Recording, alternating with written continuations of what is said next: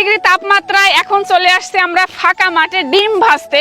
তো আমাদের এখানে কুষ্টিয়াতে 42 ডিগ্রি চলতেছে তাপমাত্রা, এত তাপ মানে থাকাই যাচ্ছে না। আর আমরা কিন্তু বাসা থেকে অনেক দূরে মাঠে চলে আসছে, দেখতে পাচ্ছেন একটা ফাঁকা মাঠ, বাড়ি কিন্তু অনেক দূরে দূরে।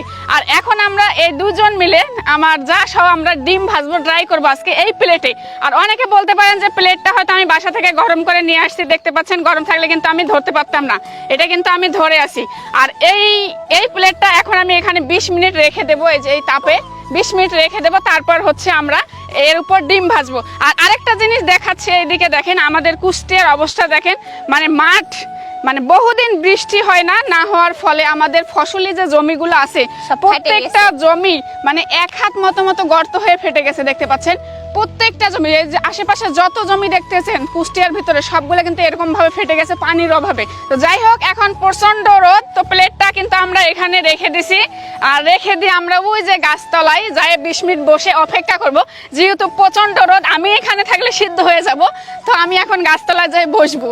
এই গরমে যারা স্কিনের সৌন্দর্যটাকে ধরে রাখতে চাচ্ছেন, মুখের কালচে দাগ দূর করতে চাচ্ছেন, একদম 7 দিনে সাদা ধবধবে ফর্সা হতে চাচ্ছেন, ব্রণের দাগ, মেস্তার দাগ এগুলো দূর করতে চাচ্ছেন, তাদের জন্য নিয়ে আসলাম skin care pure glow combo package. এই কম্বো প্যাকেজে থাকছে একটা ফেস ওয়াশ, একটা ডে ক্রিম, একটা নাইট ক্রিম। এই স্কিন কেয়ার কম্বো প্যাকেজটি আমি অর্ডার করেছি সফট গ্লো কেয়ার এই পেজ থেকে, আপনার চাইলে এই পেজ থেকে অর্ডার করতে পারেন। এই প্রোডাক্টগুলো ব্যবহারের নিয়ম হচ্ছে আপনারা রাতে সব কাজ শেষ করে নাইট ক্রিমটা ইউজ করবেন, সকালবেলা ফেস ওয়াশটা দিয়ে মুখটা ক্লিন করবেন, তারপর ডে ক্রিমটা ইউজ করবেন। এভাবে 7 দিন ইউজ করতে পারলেই আপনারা সাদা ধবধবে ফর্সা হতে পারবেন। এই প্রোডাক্টগুলো সঠিক নিয়মে ব্যবহারের ফলে আপনার মুখে মেস্তার দাগ, ব্রণের দাগ থাকলেও কিন্তু সেগুলো রিমুভ হয়ে যাবে, ইনশাআল্লাহ ভালো একটা রেজাল্ট পাবেন।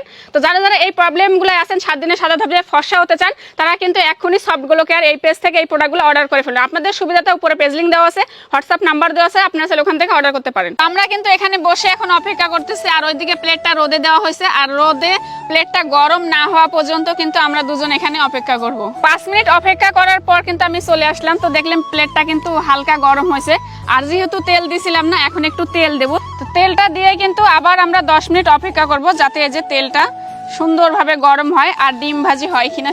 তো অনেক সময় অপেক্ষা করার পর এখন আমরা আবারও চলে আসলাম। তো এসে দেখি প্লেটটা কিন্তু হালকা গরম হয়েছে, তেলও কিন্তু অনেকটা গরম হয়েছে। তো এখন আমি আমার সেই ডিমটা ভাজবো। এই যে ডিমটাকে এখন আমি ভাঙবো, বিসমিল্লাহ। এই যে দেখেন ডিম ছেড়ে দিলাম। তো আমাদের এখানে কিন্তু 41 ডিগ্রি তাপমাত্রা চলতেছে, তারপরও দেখতে পাচ্ছেন আমার ডিমের এই যে অবস্থা, কিছুই হয় নাই। থাল গরম হয়েছে, তেল গরম হয়েছে, তাও তারপরও কিছু হয় না। তো অনেকে দেখি যে প্লেটের উপর কই মাছ ভাজতেছে, তেল একদম টকবক টকবক করে ফুটতেছে, তারপর রেল লাইনের উপর, রাস্তার উপর, টিনের উপর ডিম ভাজতেছে, আর ভাজাও হয়ে যাচ্ছে। তো কিভাবে সম্ভব আমি বুঝলাম না। আমাদের কুষ্টিয়াতে কিন্তু 41 ডিগ্রি অনেক তাপমাত্রা, আর এখানে কিন্তু আমি অনেক সময় ওয়েট করলাম, তারপরও কিন্তু আমার 20 থেকে 25 মিনিট ওয়েট করছি আমরা। রোদ পড়তেছে, আমরা মানে নিজেই সিদ্ধ হয়ে যাচ্ছে এই অবস্থা।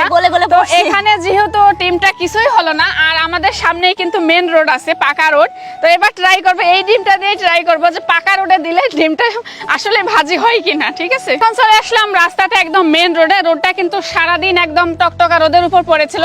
এখন আমি এখানে ঢেলে দিব, এখানে দেবো, এখানে গরম আছে। আচ্ছা, এখন আমি এখানে ঢেলে দিব, তারপর দেখি কি অবস্থা হয়। এই যে বিসমিল্লাহ বলে ছেড়ে দিলাম, ডিম কিন্তু ডিমের গতিতে চলে যাচ্ছে। ঠিক আছে, চলে গেল, কিছুই হয়নি। তো অনেকে দেখি মানে টিনের চালের উপর ডিম ভাজে, রেল লাইনের উপর ডিম ভাজে, মাছ ভাজে। হয়তো টিনের চালে হইতে পারে, যেহেতু টিন একটা হচ্ছে পাতলা জিনিস, আর প্রচন্ড গরম হয়, সারাদিন রোদের তাপে থাকে। যদি ওখানে হয় একটু হইতে পারে, তাছাড়া বাদ বাকি আর একটাও হবে না। এই দেখেন আমি কিন্তু একদম পিওর ন্যাচারাল ভাবে ট্রাই করলাম, কোনো কাজ হয়নি। মানে যা দেখতেছেন এগুলা হয়তো আগে থেকে ভেজে নিয়ে থাকে, অথবা আপনার এগুলা কিন্তু গরম করে এরকম, মানে আপনি ভাওতাবাজি। দেখেন এখানে কিন্তু প্রচুর গরম, এই যে পা দিয়ে রাখছি, পা কিন্তু রাখা যাচ্ছে না, মানে খালি পায়ে কিন্তু এই রোডে আমি হাঁটতে পারতেছি না, এত পরিমাণ গরম। কিন্তু আমার ডিমের গায়ে গরম লাগছে না। ডিম যেরকম পানি পানি হয়ে আছে, সাদাও হয় নাই, কোনো কিছুই হয় না। ডিমটা যে হালকা সাদা হবে সেটাও কিন্তু হয় না। এই দেখতে পাচ্ছেন যেদিকে নিয়ে যাচ্ছে এদিকে যাচ্ছে, আমার ডিমটাই নষ্ট, এছাড়া আর কিছুই না। তো এই ঘটনাটা যে মোবাইলে আমরা দেখতেছি সেটা কিন্তু বাস্তবে দেখার জন্য আমার এই যে নিয়ে আসলাম রাস্তায়, তো কিছুই হলো না। আমার এই যে 10টা টাকা 12টা টাকা মাটি হয়ে গেল, এই ডিমটাই আমার মাটি হয়ে গেল। তো যেগুলো আপনারা দেখেন ওগুলো ভাওতাবাজি, হয়তো আগে থেকে গরম করে নিয়ে আসে, অর্ধেক ভেজে নিয়ে আসে, এরকমটা হবে।